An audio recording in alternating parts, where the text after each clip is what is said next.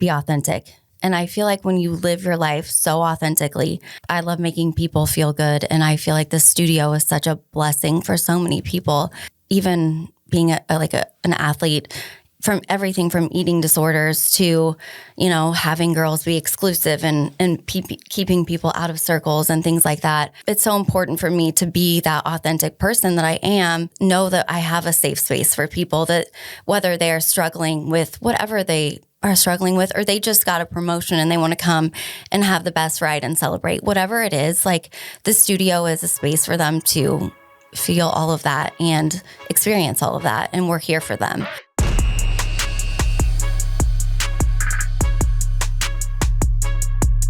What's going on, everybody? My name is Ryan Snod. It rhymes with odd, and you're listening and watching the Rhymes with Odd podcast. Today we have another amazing guest for you guys. Stacy Martin's in the house. Stacy, welcome to the podcast. Thank you for having me. So happy to be here. Awesome. Today we're going to have a great conversation all around fitness, business ownership, real estate, your career path, and all the different things in between. So I'm really excited to kind of dig into your story and share kind of what you've been through with your career and your life. So love it. I'm ready. Very cool. Okay. So I know I usually start like how we know each other, because I want to say we met through doing videos for Danielle Seifert's team. Yep. I can't remember the exact time or when, but I'm assuming that's how. So that was, you had done a couple of videos for our team, and yep.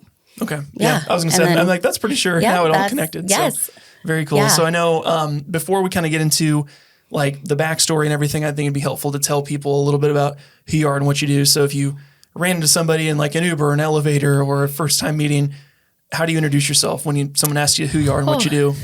My name is Stacy Martin, and I own an indoor cycling studio, and I'm a real estate agent in the Des Moines metro area. There you go. And a mom, my most favorite job. Sure. That's a concise answer. A lot of people I talk with that are entrepreneurs on the show, it's like, how much time do you have? And some people are like, oh, I'm just in marketing, or I'm in, sales or whatever, because they just don't have time to explain. But that was pretty beautifully put. So nicely done. Well, thank you. So I think to kind of tie it all together, I mean, you recently opened your studio in the last year or two, I would say. Yep. So we'll kind of talk about how that all came to be. But I think before we dig into that, let's talk a little bit about how you got to where you are currently. So tell me a little bit about like where you're from, where you grew up, and how you got into real estate in the first place. I grew up in Newton, Iowa. Went to the University of Iowa, lived in Iowa City, then moved with my ex-husband to Davenport. We lived there while he went to Palmer. And then we were between moving to Scottsdale and moving to Ankeny, and ended up moving to Ankeny. What was the deciding factor there? Scottsdale's a lot warmer, right? I was all for Scottsdale. That was my vote. Do you like to golf? Do you guys golf? I was going to say Scottsdale's a pretty big golfing area too. It is. I just liked the warm weather. That's a good reason. Yeah, that was my driving force, is I don't like being cold, and that, doesn't really happen there. Sure. So which is funny because it's full circle. My daughter goes to Grand Canyon University in Phoenix now. So she lives in Arizona. So now I get to go visit very frequently. Nice. I have family that's from Phoenix. One of my aunts moved out there to Phoenix, like Avondale area. Mm-hmm. Then my grandma followed suit. Then her husband came out.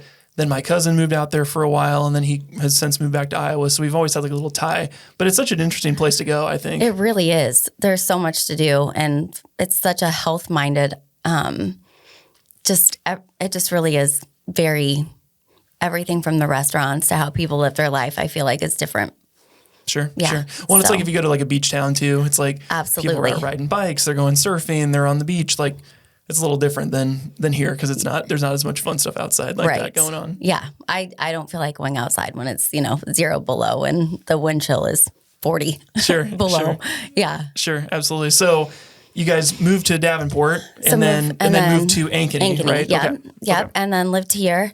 I stayed at home with my kids and raised them, and then ended up getting a divorce.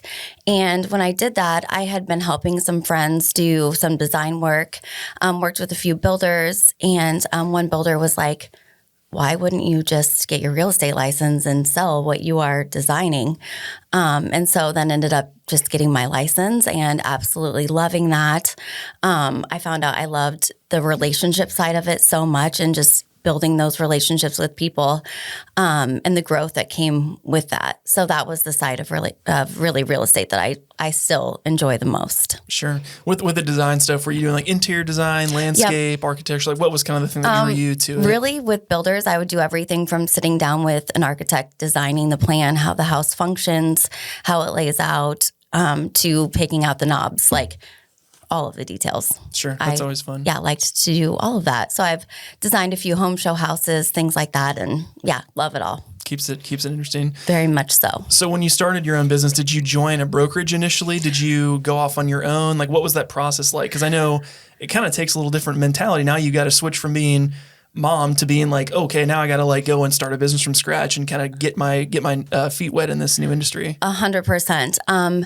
I think the reason why I love being an entrepreneur is that I don't really like being told what to do. I have a problem like if someone was like, you're 5 minutes late or things like that. I don't like to be late, but anyway, I just don't really like being told what to do. And so I interviewed a lot of brokerages and ended up with Danielle. She's very much the same personality as I am. She's laid back, also very driven, and she knows I was driven as well. So she knew she didn't have to babysit me and didn't have to, micromanage, which wouldn't have done well with me. So sounds like you don't want anybody just like hovering like, No. hey, what are you doing? Like what's happening today? Yeah. I get that. So what year was this when you got into real estate? 2015. Okay. So you've been, quick math here, 9 years in the business? Yep. Okay. Yep. What's been the biggest learning curve in that process? Was it initial like getting acclimated, or as you started to grow your book of business, what's been kind of the biggest thing to adjust to and learn from? I think the biggest thing was setting a boundary. I realized I was a people pleaser and really wanted to make everyone happy, and that's quite impossible. And it was at the sacrifice of time with my family. It was at the sacrifice of my mental health. And so learning to really set a boundary and how much that actually helped my business. And I feel like people actually respect you a little bit more when you kind of have that there. Sure.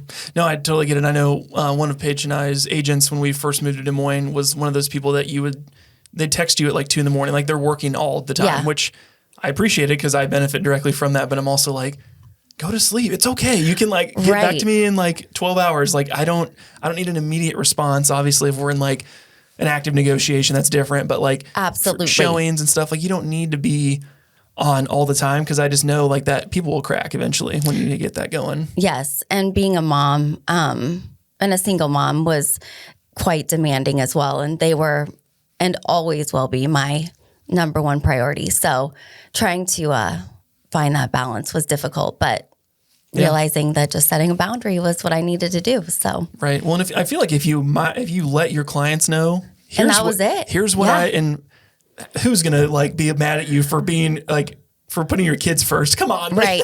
And literally, my boundary was like, I will answer phone calls between 7:30 a.m. and 10:30 p.m. Like, but after that, maybe not. Or Sunday nights, I'm gonna have movie night and just spend time with my kids. So sure. Yeah. When it came to the time when you were looking to go off into this industry, what kept you in Ankeny? Now that were your kids tied into the school system? What was kind of the thing that kept you here compared to like relocating somewhere else and starting fresh? The kids and the relationships that they had, and the last thing I would want to do is take them away from the friends that they had and the stability that they had with that. And they're all involved in sports and everything. So sure. Yeah. So let's run through. You've got 5. 5. Let's names, ages. What are they into? Let's just go down the list here. Alec is the oldest, 25. Will is next, 24. Max is 22. Alec lives in Ankeny and works full-time. William works for Rouen in Des Moines and lives downtown Des Moines. Max is a design student at Iowa State right now. He will be his senior year next year.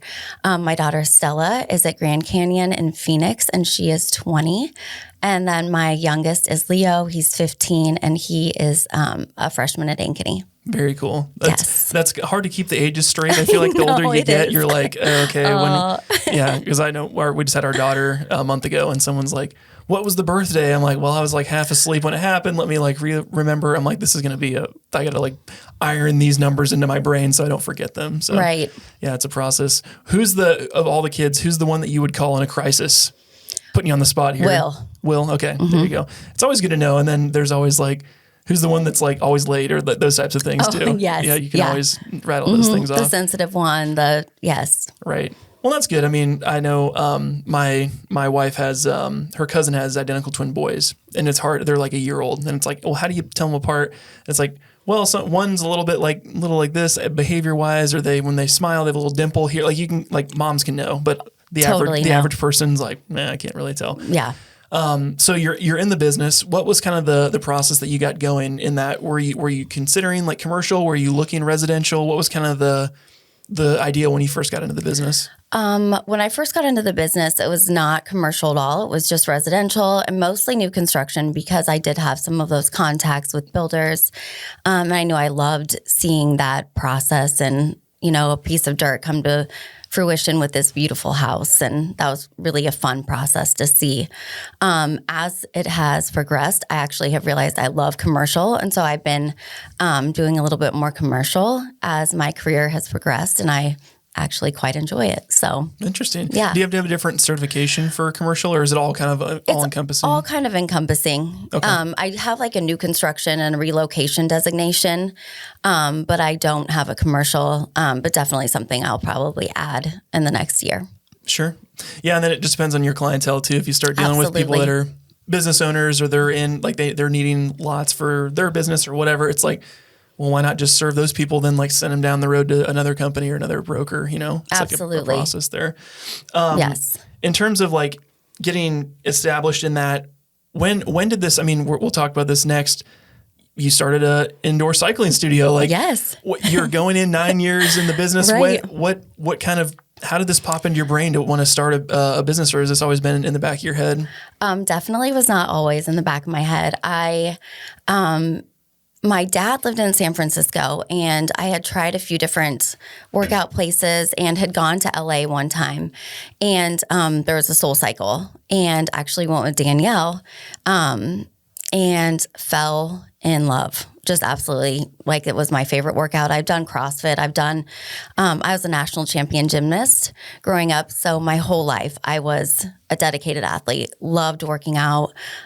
So in high school, played soccer, all of those things. It just was something that was easy on my body, and then kind of incorporated like some choreography workouts. I fell in love. Coached for another studio here, and that studio ended up closing, and I missed it. And I knew that there was a void there. I saw the potential in what this could do in people's lives. And I couldn't let it go. It just would wake me up at night, and I knew that it was something I needed. What part of when you had that first workout, it was Soul Cycle, right? That's the one that you had in San Francisco. What about it drew you so much? Because obviously you've tried other things, whether it's like CrossFit or Pilates or commercial gym or whatever. Like, what was the thing that made you like, God, I just want to do this again? It felt like a connection. It was hard to explain, but the entire room felt connected in a very positive way. Sure. So, and I feel like our society right now is very disconnected. And so to even feel a glimpse of that was quite lovely. Sure. No, I think that's really cool. I know I always used to drag my wife with me to the commercial gym, and she hated going. And then she tried a couple places, and one of my clients is Power Life Yoga. Yeah. So she was watching me edit all these videos for years, and she's like, I should go try that. And then she fell in love with it because it's like, that's like you said, there's always something for someone, I feel like, out there. Absolutely. If you can find the right structure, like you said, you leave feeling empowered or stress-free, or like you can conquer the world. Like, there's so much that you can do with a good workout, I feel like. So absolutely. We all need that. Sure. So you had this kind of void. It's kind of keeping you up at night. At what point did you start like kind of poking around? It's like seeing, do I want to become a franchisee? Do I want to start my own place? Like, what was that whole process like for you? So I did look at a few different franchises and realized very quickly again that I didn't necessarily want to follow their rules. I didn't love a lot of the philosophies that were behind it. I felt like it was very driven monetarily. I feel like for me, it was just always comes down to community and what can we do? And I didn't feel like I was getting that from anyone. So I was like, well, I'll just start my own. Sure. And so, yeah. So yours is not associated with anyone. This is the first of its kind. It's called Love Cycle Studios. Love Cycle Studios. What was the purpose of the name? I can assume, but I just wanted to hear if there's a cool story behind it. I even have like heart tattoos. Like I've always been someone who's very love is the answer. Like love for me is the ultimate reason why we are here. And so for me, it just made sense because it just felt like purposeful. And when I did my spider web of names, it all came back to love. And I love doing this. I want other people to feel that love. I want that connection. And I feel like people need it. It's a void we have right now. So that's where it came from. Sure. Well, and it's interesting you mentioned that it's the only cycling, like indoor cycling in the metro, not even just Ankeny. That's surprising to me, but also there's other places offer cycling, but probably not to the degree that you guys do, right? Correct. So what's kind of the main differentiator, the thing that you guys kind of hang your hat on that makes it a unique experience for people? The community that we have. Absolutely. It's so much more than a workout. The workout is amazing. And it can be something where if you are a first-time rider, you can sit, you can take it all in, and you can kind of modify your workout to what you are comfortable. Or if you have been coming since day one and you are this elite athlete, you can go hard and have the best workout of your life. So it's definitely adaptable that way. So I feel like, mostly though, it's the community. It really is. We have, I've been so blessed with the people that we have in our studio, and first-time riders will always comment that they've gone to different boutique studios and they've never felt the welcoming, the warmth, and just the ease that we have. And so I think that's super important to me. Sure. No, I love that. When it comes to like going out and kind of, okay, I'm going to do this. Like I've thrown together a brand, like we have kind of an idea. What were those first kind of stages to like, one, find a place, and then two, get your first wave of members so you can kind of open the doors? So first of all, it was finding the location. And I very quickly realized in commercial real estate, we were kind of considered a problem child. We play loud music and have people in and out. And so, being next to like an insurance agency was not ideal because, we're playing Kendrick Lamar and someone's trying to write an insurance Or if you were plan. my neighbor and we're trying to have this conversation and I'm like, we're just bumping, but we're trying to record a quiet podcast, I could see that being an issue. Yeah. Oddly enough, massage and be as close to us, but they're just sitting there just like bumping while they're getting their back massaged. Yep. That's awesome. But yeah, so that was like, I feel like our biggest hurdle was trying to find a spot. And I knew I wanted to open quickly and find a fairly easy spot to build out. So where we landed made sense for the time. I'm definitely looking at relocating and also expanding. I would say by the end of 2024, we will have a East Village location. Oh, wow. Yeah. So super excited about that. That'll be really fun. But so going through that was kind of the biggest hurdle. Other than that, I had done research. I knew what bikes I wanted. I knew kind of the general outline and software that I was going to start with. That was easy. I had an idea of the coaches, and I created a training program so that I could go through and kind of train the coaches how I wanted our classes to go, what I wanted our playlist to look like, just kind of things like that. I'm pretty laid back though, so I let my coaches like create what feels good to them. Sure. Well, and just to have that, because a lot of people wouldn't think in that way of like, oh, like this person can teach it how they want, but it's like you have to have consistency of experience, or people don't get the same, when they leave, they don't feel the same way. And then you can have like that kind of, the product's not consistent, Yes. Because with that, did you have like a brand Bible that you did, or did they all just come in for an orientation? Like, okay, we're doing. Nope. I definitely have like our outline of how we construct classes, how we construct our playlists. We went through all of that. How we do our movements. I want to make sure that I allow my coaches freedom to express how they want the class to flow. But at the same time, we always incorporate weights in those. We have push-ups, we have tap backs. Like there are certain elements of each class that I want all of my coaches to incorporate. So as long as they incorporate those in some way, I let them have some flexibility.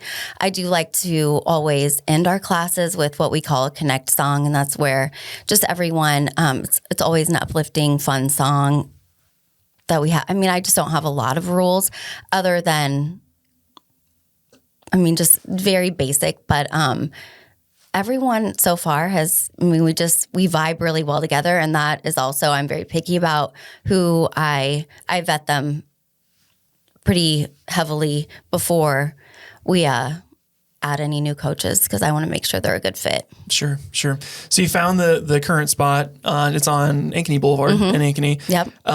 You guys open. What you said was very quick, like build out and stuff. Explain that process to me. Okay. Yeah. So I found the spot. We started building out right away. And then I just started an Instagram about 6 weeks before we opened. It was very quick. Luckily, it reached a lot of people, and we started off really well, and we've continued to have about 5% growth minimum every month. So some months have been 20, it goes back and forth, but at least every single month we've had growth, which has been great. Sure. One of you put like benchmarks in your mind of like, okay, there's a max of members we can have at this location. Because eventually if it went buku and there's like 1,000 members that go there and like everyone wants to come all the time, it's like, now we don't need bikes for people. We're running out of space. Like, what's kind of the ideal number you guys would want to be at before you would expand and go to a new place? I would say where we currently are, probably about 300 to 350 members. Sure. And then we would want to expand. Our members right now are awesome and are pretty good about coming almost every day, really. And so knowing that we don't have a lot of people that just come once a week.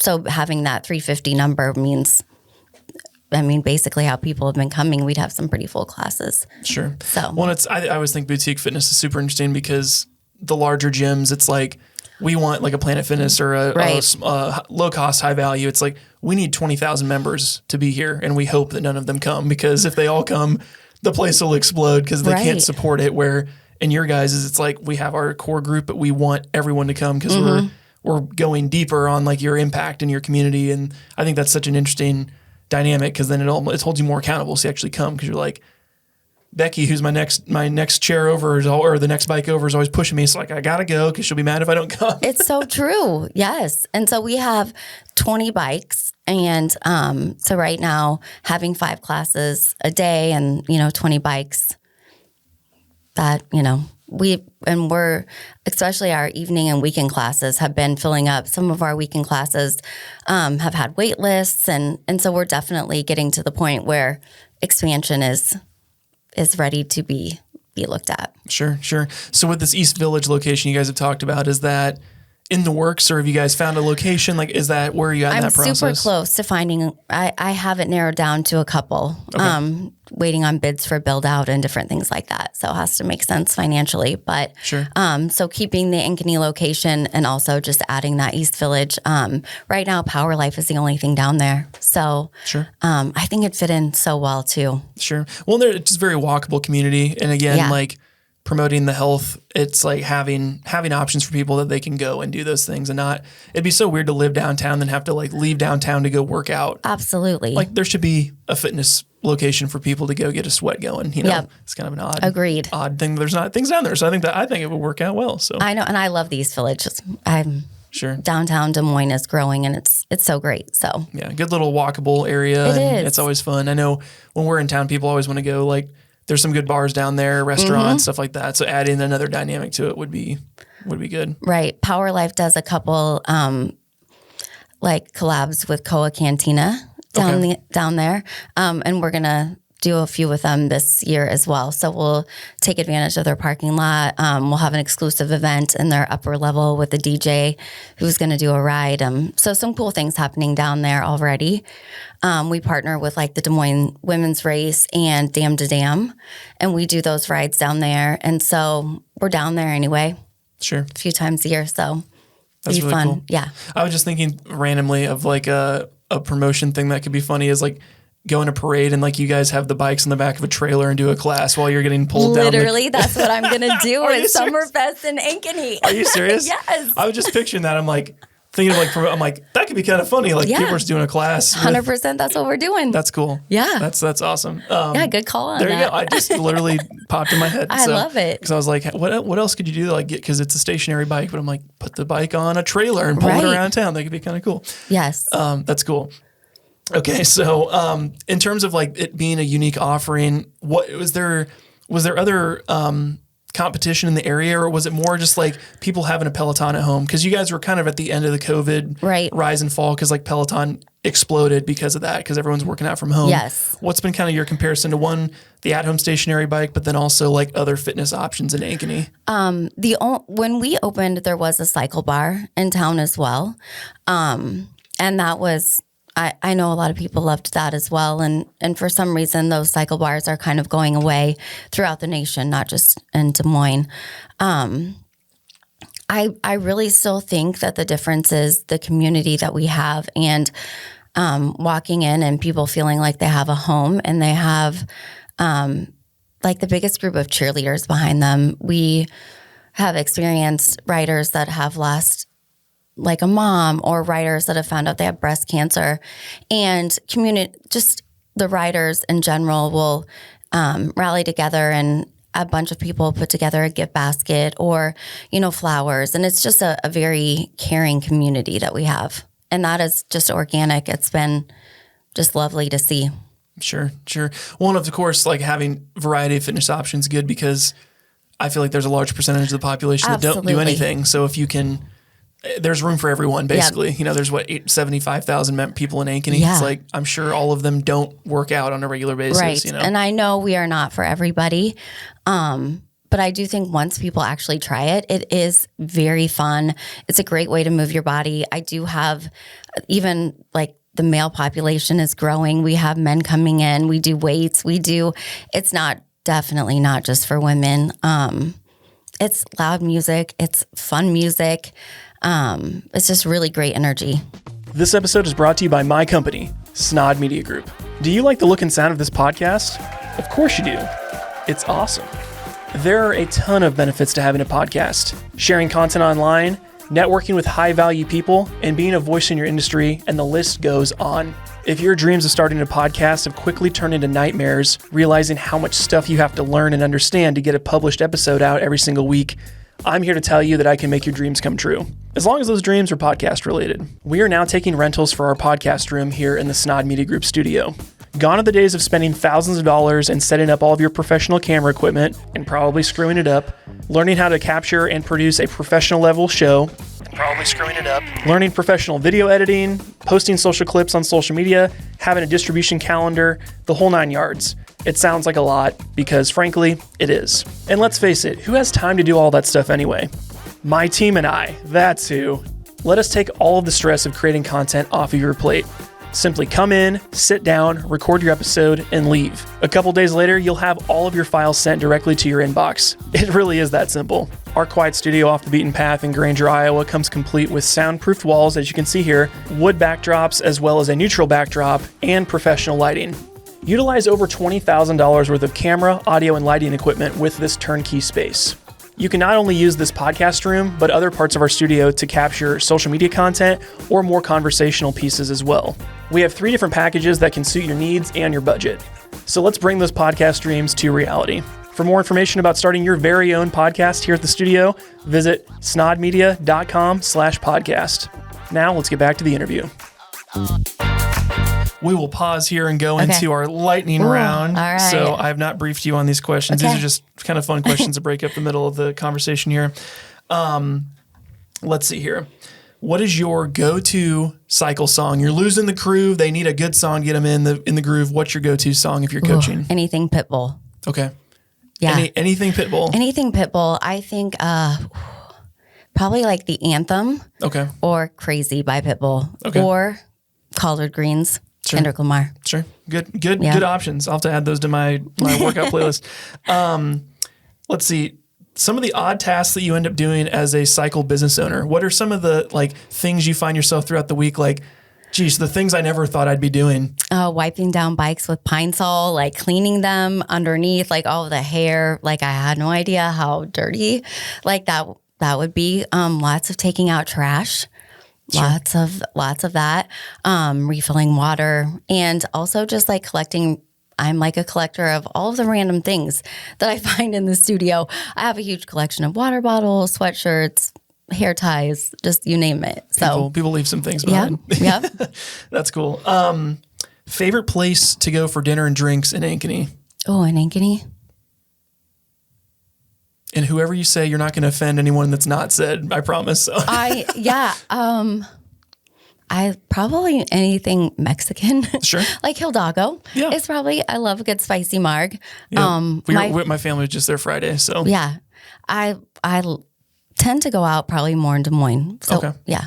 Sure. Was that another, do you guys have a membership in East Village area? Is that another reason what was pulling you down to the city? No, I just like, I don't know. I just like it down there. Sure. Yeah. It's a different experience for sure. It is. And sometimes I feel like when you work somewhere and are so involved, sometimes it's nice to just, go somewhere else. Sure. No, Paige and I are the same way because we live in Polk City, but we do a lot of our small town things. Like we'll go to the local diner. We always have a breakfast spot. Saturday morning we'll go and do coffee and breakfast with the kids or whatever. But then sometimes like you said, you want to go see a show or a concert downtown Des Moines, or you want to go to the district with family or do something like Summerfest activities, whatever. It's like, I like to bounce around. Yeah, it's just fun. And we're from rural Iowa, so like a 30-minute drive is nothing to us because we're just like, no. It just, same. Then you talk to some people that are like, I don't want to drive across town. It's like, okay, it's a different experience. Yes. Your favorite part about owning the studio? Definitely the connection with all of my members and my coaches. Sure. Just being able to experience the relationships that I've had with them. Sure. The hardest part about being a business owner? Managing people. Luckily I have a great staff, and one of my coaches could see that I struggle with being the bad cop. And so she's like, hey, I can be the bad cop if you want to be the good cop. And so she stepped in a little bit and helped with that, which is so lovely. I think that that's been the biggest part, is just learning how to manage. And I had never, yes, I own my real estate business. I had no idea about owning a business. So jumping in, it was a very quick learning curve on how to do all of that, and just making sure communication and just realizing how much I need to over communicate things. Finding a platform to communicate was even, because some people, have Androids or even things like that where you can't just do a group text message when you have an Android, and just random things like that. Really just learning how to manage people. Sure. That's great. Yeah. It's always interesting too, because people ask me the same question, like, oh, with business owner stuff. I love the lifestyle flexibility, because you can just do. Absolutely. Like, oh, I need to take this day, or this, I'm coming in late this morning. Again, you're not having someone hover over you, but it's always like the where, just for me, it's the loneliness. Ironically, it's like just working I'm a very extroverted person, but being kind of solitary all the time, like working by myself, I think it's an interesting thing. But as I grow my business, I'll fix that stuff, which is always fun. I challenge you to kind of push that way. When it comes to the managing stuff, has it helped you to have, like you said, people in your corner, but also like putting policies in place so then it's not some surprise if people break the rules or do things that you can be like, well, the policy, we've put this in place. Does that help a little bit, or is there a different solution to that? No, I definitely have learned that I need to have as many things in writing as possible, even for writers as well, just having over communicating those things and what expectations are.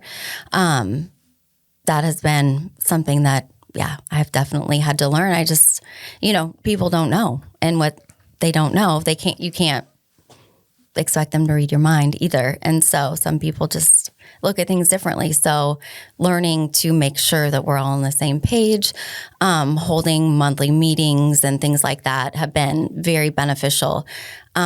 Just again, even having events with my coaches to make sure that we are all connected as well. We're all great friends as well. We just get along so well. So that's helpful. Sure. Team building and whatnot is always fun, just to kind of build a culture, because you can say, our culture is this and it's on the wall, and We do that. It's like, but like living it, doing it, breathing it is a different thing for sure. That's cool. Let's see here. Dream vacation destination that you haven't been before. Okay, Italy. I just got back from Switzerland, which was amazing. Did you go skiing? We didn't actually go skiing. Okay. I did go hiking in the mountains. We went all over, but did not end up going skiing. Just went to Carnival, which was like crazy. The masks that they had, they woke up at the whole town wakes up at Basel. It wakes up at 4 a.m. and they turn off the lights in the entire city. And this parade starts. And it is a 3-day parade, a 3-day party. It is amazing. It was so fun. So went there and then Lauterbrunnen and then Zermatt, and amazing. Europe is just so different. Sure. Yeah. Was it your first time in Europe? Or Okay. Yeah. I know. So I normally love a beach vacation. So this was completely opposite of anything I've ever done, but it was a great experience. Sure. Yeah. I've done, my wife and I went to Greece for our honeymoon. And that was definitely like on the list. That was like our bucket list one. And then I went to Europe for study abroad. So I was in London, Paris, and then Amsterdam. So 5 days in each city. So that was a fun little like that would be cross section. Like Amsterdam, they speak a different language, but your English is pretty well. And then obviously London, they speak English. And then in Paris, the area we were at was very commercialized, touristy in the heart of the city. So like wait staff, everyone can speak broken English because it's how they make money. So it helped a little bit because I'm like, I'm not even able to learn French to be there for 5 days. Like there's no way. So it's always fun to kind of do that. One thing that most people don't know about you in terms of like interest, hobbies, things that surprise people if they hear about it from you. I think I don't watch TV ever. Like, wow. Do you have a TV at I home? do have a TV. Okay. If I watch anything, it's sports. I have 5 brothers. So like I grew up, I don't watch like the Kardashians. I don't watch reality TV. I don't know The Bachelor or Love, whatever. Sure. Love is Blind. I think that's what you're talking about. That's the current one right now. I think so many women my age and like, I just have no interest in that. And so I think that's kind of surprising. I'd much rather sit and read a book than watch TV. Sure. Well, in these days, I'm sure you're working on the business a lot and you're probably either taking phone calls or you're at the studio teaching. So it's like, there's no time to watch TV. So it's always interesting that way. Okay. That concludes our lightning round for you. You can take a breather now. We're no more hot seat for you. So I think this is interesting. We've talked about the studio. I'd love to hear a little bit about how the real estate business has changed for you now that you've kind of shifted gears and you're in this new business ownership role, but it sounds like you're still doing real estate on the side or half and half. Tell me a little bit about the breakup of that now. I feel like I kind of got to a spot in my real estate career where I was working so much, and that was my fault for not setting those boundaries as well, that I got a little bit burnt out. And so when I started this business, it was just like a breath of fresh air to look at something differently and just to use my brain in a different way. And I so appreciated that break. And so I took a little bit of time, I wouldn't say off, but because I was still selling and helping commercial clients, but not to the level that I was previously. I've definitely got back into it now that I've kind of learned the ropes a little bit more of this business and can take on more. And I still have realized that I still love real estate. And I needed that little bit of a break to step back and find that love for that again. And it just comes down to those connections with people and wanting to help them. So now I have a few clients that I'm working with, talking with a few builders on doing some design and sales for them. And so it's been good. I feel like 2024 will be a really good year. Sure. Well, and it's interesting because that like most people, when they would start a business, like we've had Mojo's Gym's owners on, Justin Shepard was one of my classmates from Simpson. They're in West Des Moines. Yeah. And he was like, I'm a personal trainer. Like I have no clue how to like negotiate an LOA or do any of these, like find a lease space or get an attorney. Like it seems like you having knowledge in the real estate, you can be like, I want that space. Boom, boom, boom. That you was can, like, such a blessing. Yeah. That made that part of it so much easier. Yeah. For sure. Did you have to have an agent represent you No, you just represent yourself? Did it. Yep. That's helpful as well. It is great. Yeah. It was wonderful. I didn't have to, I could negotiate on my own behalf. And so that was really good. That's cool. So would you say real estate's like 50% of your time spent now? Is it 25%? Where's kind of the makeup of where your time? I would say it's probably 50-50 now. Okay. Yep. Cool. Do you have like structures in place so you can set aside time for each of those? It's like, is there days you're in the studio? Are there days that you're doing showings? Like, or is it all just one big happy life and kind of mixes all together? I generally live my life like one big happy life, but I have learned to be a little bit more structured. I love to go with the flow. Like that, I feel like is one of my strengths, but can also turn around and be a little bit of a weakness because then you're overwhelmed one day or feel like you're, chasing your tail. And so I have learned to have certain days when I'm in the studio focusing on just that, and then days for real estate. Sure. I'm in the studio every day because I do love it so much, but I do have a little bit more time designated for real estate now as well that I have blocked out. Sure. Well, I think it's just finding the right structure too, because how many staff do you have at your current spot? And then do you plan to like copy and paste that size of a space in the East Village, or what's kind of the structure for staffing? Right now I have 12 coaches. And so that's been great. Some of them coach one time a week. Some of them coach multiple times. When I go to the East Village, right now we have 20 bikes. I'll probably just do 15 down there to start. And some coaches will go back and forth. I will be back and forth. And then add a few more. The biggest thing for me, though, is creating that community. And so that's the scariest thing about adding another location is making sure that wherever I go, that sense of safety and community is there. Sure. Well, and I'm even thinking too, if people that live in Ankeny that work downtown, there's probably a lot of people that do that. Yep. So you could grab a workout before work at home, or if you got done at the office or whatever downtown, you can just like jump over. So I'd assume that would be a favorable location for that. Yes. And we'll have showers there. We're going to do a few express classes over lunch too. So sure. Yeah.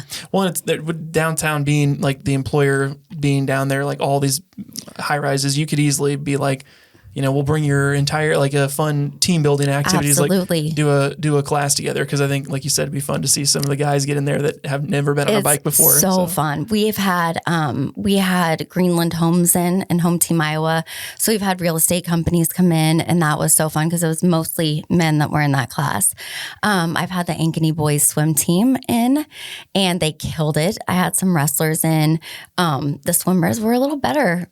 They just got the beat a little better. They're a little more loose with it. I know, it was funny. I can see the wrestler just being like all tight and like just relax a little bit, But it was pretty funny because they all came in and they're like we have weights and they're like 2, 3, or 4 pounds, so they're not huge weights.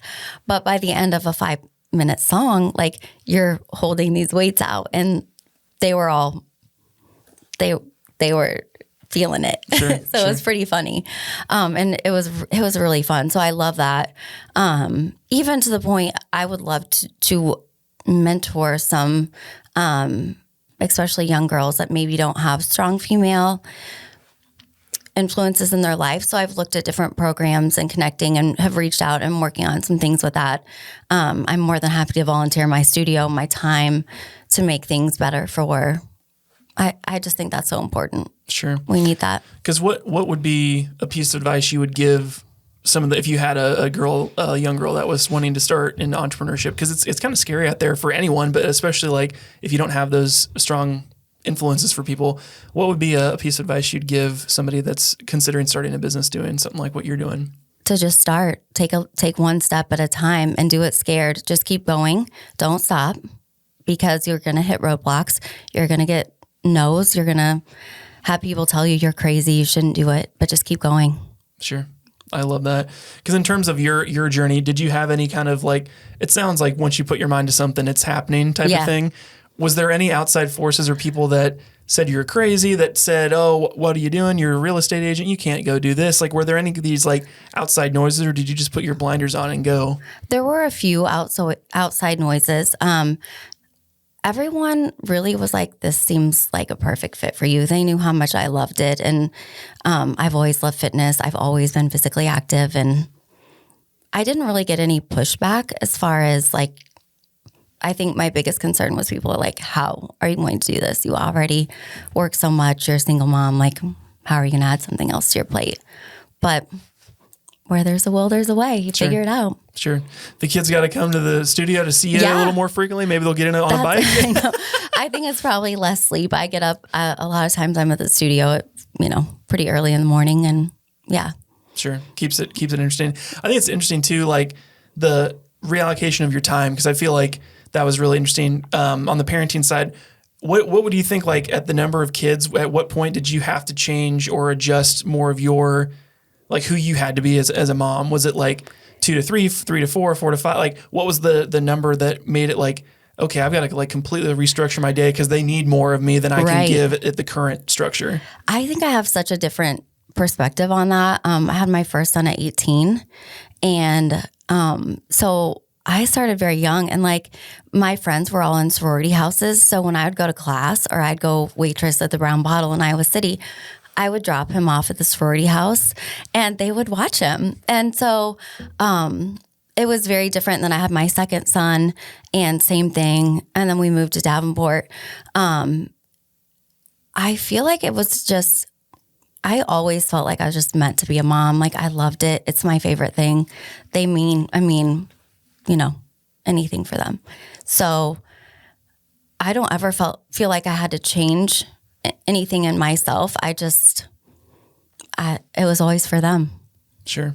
Well, even now, for them.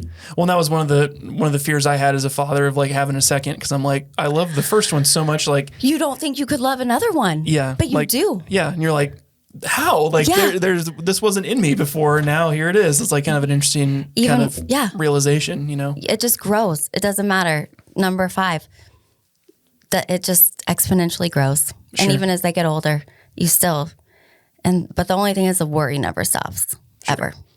If you didn't sleep before after having 5, it's like, no, I still don't sleep. I wonder what this one's doing. I wonder what this one's doing. Well, this one's in college, so I wonder what they're doing. Like, you're just like constantly like, am I going to get a call? Like, I told clients no calls after 10. If I get calls, it's going to be the kids after 10. Like, then I'm really going to be freaking out if I wake up. What's been like through this whole process too, like people talk about big family, small family. What's been the most rewarding thing for you of having a bigger family, like more kids? You said you came from a family with 5 other brothers as well. How many kids were in your family? There were just 6. So So 5 boys and then you. Very cool. Okay. Yes. What was kind of that thing for you? Did you want to continue that big family tradition, or what prompted you to want to have as many kids and all that stuff? I just loved having kids. I don't know. Even now I just love kids. It just was always in me, and I think I was very blessed to have very easy pregnancies, and definitely blessed that I didn't have any issues having kids. I was very lucky. So sure. Well, and some people are just, like you said, predisposed for it. They're just well wired for it, and that's great that you figured that out and that you can have your family and all that stuff. What's been the most rewarding thing of having a bigger family now, as some of them are leaving the home? Like, what's been kind of a fun moment for you as you've kind of have some of them come back home and experiencing that now as they're becoming adults? We have so much fun now, seeing them just step into who they really are and finding themselves. Sometimes, when you're a parent, your heart is literally living outside of your body. And so when you see them hurting, it is so hard. Like, it almost makes me cry right now. That's a hard thing. But when you see them succeed and like hit those goals, it is nothing like that. Sure. I'm sure that again, you just want the best for them. So that's always a really fun thing. But now, like my boys, they're so much fun and they're so great. They'll be like, hey mom, like, you want to meet for a drink, or let's go have Sunday fun day, or, if they're doing something, we'll go hang out. And so now it's just such a different thing to go meet them and have a drink, or Sure. Well, I think about that when I was growing up, like I started coming back from after college and adulthood, and my mom and her husband bought a pontoon. So like now I can like we can float around the river. We can go do like days. Like you said, there's a whole nother world outside, like being an adult with your parents before you start having kids and all that stuff. So right. It's a fun time for sure. It is. That's cool. Tying it all in here, I know we kind of mentioned this before, but what's been kind of the biggest learning curve for you of starting the studio? And then kind of as you're kind of moving forward, things that you're planning to do in the growth plan for the company as you keep going here? I think the biggest thing is and for me, how I've just evolved through things in my life is to truly be authentic. And I feel like when you live your life so authentically, in every business decision, in every communication, in every interaction, if you are your authentic self, the people that are meant to be with you and on that journey are going to be there. And the intentions that you set, I love making people feel good. And I feel like the studio is such a blessing for so many people. For me, my fitness journey, there's been so many things. And especially as women, even being an athlete, from everything from eating disorders to, having girls be exclusive and keeping people out of circles and things like that. I've had such a journey with that, and things that I've realized are things that I don't want to have in the studio. And one thing in the studio is I will never say you have to earn your calories. You have to earn.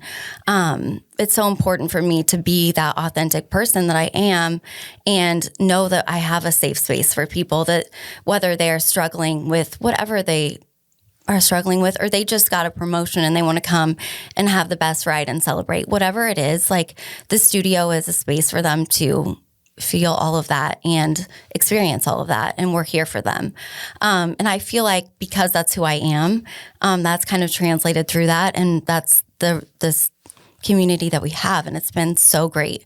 So I think that's been the biggest lesson, is just like staying true to you and what that vision is. But also being flexible with that vision and knowing that I don't know, like I'm still learning every day.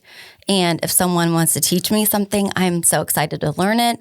And so have that openness to learning as well. Those have been the biggest lessons and blessings. Oh, I just said it. I combine those two. It's a combo word. I like it. And you mentioned you're looking to open the second location. What's kind of the big picture vision for the company? Do you want to keep it regional? Do you just want to have a couple of places? Would you want to expand to make this a bigger thing? I would absolutely expand. I feel like if I could keep that feel and I could keep kind of that sense of community without losing that, that's the only thing I'm worried about with doing too much expansion. But I feel like there is a void, and there's not a lot even in the Midwest. If you go to either one of the coasts, you will find indoor cycling studios all over.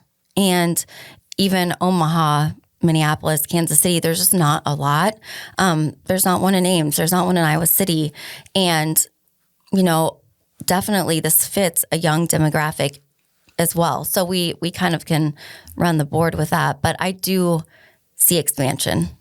Sure. I would love that. Sure. I love it. Well, I think just having, again, that clear vision for the future is helpful. Some people, it's like, we're sticking with one. I only want to do one. Other people, it's like, get us everywhere we can. Like, it's just a completely different mindset in terms of growth and planning and stuff like that. So yes, it's very fun. Well, I think it's been great having you on the show today. Thank you for having me. Absolutely. Where can people learn more about you, the studio, if they want to go check out anything online or learn more about you guys? Yes, we have a website, lovecyclestudios.com. We are on Instagram and Facebook, Love Cycle Studios. I'm on Instagram, my real estate, mostly my kids on Instagram, but so I'm on there as well. But yeah, on any of those socials or our website.